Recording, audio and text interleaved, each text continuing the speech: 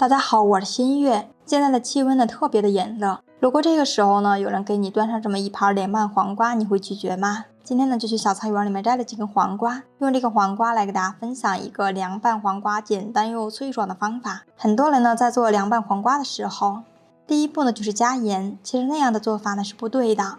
下面呢我们先把黄瓜放在一个干净的盆子里面，这个盘子呢一定要是最干净的，然后往里面加上1勺面粉。先倒上20克清水，当这个面粉遇到水以后，它就会变得特别的粘稠。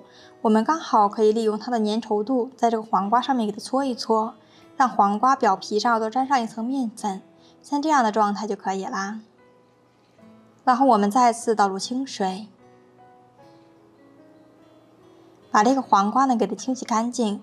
面粉呢有着非常好的吸附性，可以有效的吸附掉黄瓜表皮上面的虫卵和脏东西。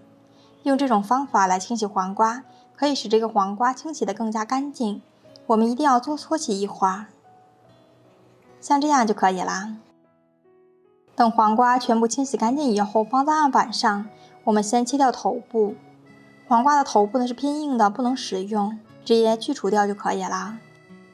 然后我们再切掉尾部，然后把切好的黄瓜放在一个密封的袋子里面，把这个口给它压实。然后我们借助一个菜刀来拍一下，用这种方法来拍黄瓜，会使它的口感呢更加的清脆，同时呢还可以防止弄得到处都是。我们在拍黄瓜的时候呢，如果没有保鲜袋，也可以用一个食品袋来操作，这样案板上和桌子上都不会被弄脏了。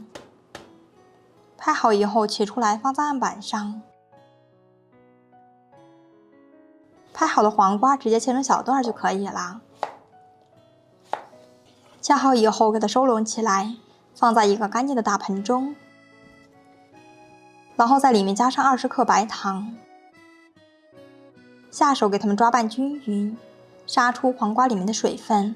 我们在腌制黄瓜的时候千万不要用盐，我们用白糖来腌这个黄瓜，可以使黄瓜吃起来更加的清脆好吃，而且也不会齁得慌。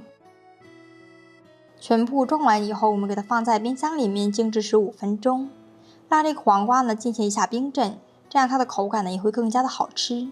接下来呢，我们准备2个青辣椒来切一下，先把青椒的头部切掉，直接给它们切成圈圈就可以了。切好以后，再准备2个红辣椒，先切掉头部，同样切成辣椒圈。我们再来准备几瓣大蒜，先把这个蒜呢切成厚厚的薄片。然后我们再用刀，像这样给它切碎，切成蒜末。切好以后收拢起来，放在一个干净的小碗中，加上1勺黑黑的白芝麻。趁它不注意的时候，我们烧点热油给它倒进去，把辣椒和蒜还有芝麻给它烫一下，这样可以有效的激发出它们各自的香气。哇，好香呀！我们快速的搅拌均匀。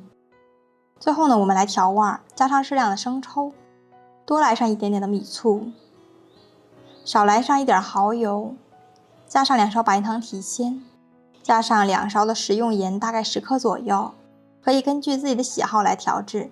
如果喜欢吃辣的呢，还可以放上一点辣椒油。我这个辣椒油呢是自己制作的，如果有喜欢的朋友可以去查看我们往期的视频教程。最后我们也给它搅拌均匀，像这样我们的料汁呢就调拌好了，非常的香，先放在一边备用。另起锅，等锅子烧干以后，我们倒上一点食用油，凉油的时候倒上一点花生米，我们全程用小火来翻炒一下，把这个花生米先来给它炒香，大概1分钟左右。炒着这个花生米在锅中，听到明显的破皮声的时候，像这样就可以啦。我们直接关火，出锅以后迅速的倒在一个干净的盘子里面，让它自然的降温，再用铲子把它们平铺开，让它自然的在盘中晾凉。等放凉以后呢，它的口感就会变得特别的酥脆啦。然后从冰箱里面把这个黄瓜拿出来，现在这个黄瓜呢已经完全变软了，可以看到里面杀出了这么多的汁水。我们这一步呢就是一定要杀水，经过杀水以后才能让这个黄瓜的口感保持更加清脆，吃上去呢不会水嫩嫩的，像这样的状态就可以啦。然后我们准备一个抹布，把那个黄瓜装进去，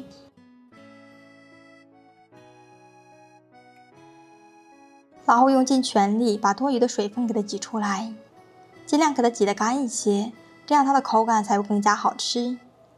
把水分完全的挤干以后，把黄瓜放在一个干净的大盆中，加入之前炸好的花生米，调拌好的料汁儿，再去邻居家借一颗香菜来切一下，直接给它切成小段，切好以后放入盆中。然后我们再借一双一次性的手套，下手给它抓拌均匀。哇，真的是好香啊！我们让这个黄瓜和花生米充分的沾裹上一层料汁就可以了。我们持续抓拌1分钟左右。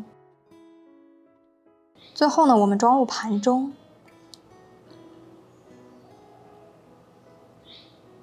再把这个料汁儿给它浇上来，稍微的整理一下，端上桌，我们就可以开始享用了。然后像这样拌出来的凉拌黄瓜呢，是非常入味的，吃上去特别的爽口。我们平时呢吃大鱼大肉，嘴上呢肯定很腻，来上这么一盘清凉爽口的凉拌黄瓜，真的是非常的惬意。想要这个黄瓜好吃呢，千万不要用盐去杀水，用盐杀水呢会大大的影响黄瓜的口感。如果你也喜欢，那就赶快做给家人吃吧。你的每一次点赞和评论都将是我不断成长的动力。点我的头像还可以看到更多家常美食视频。我是新月，我们下期再见。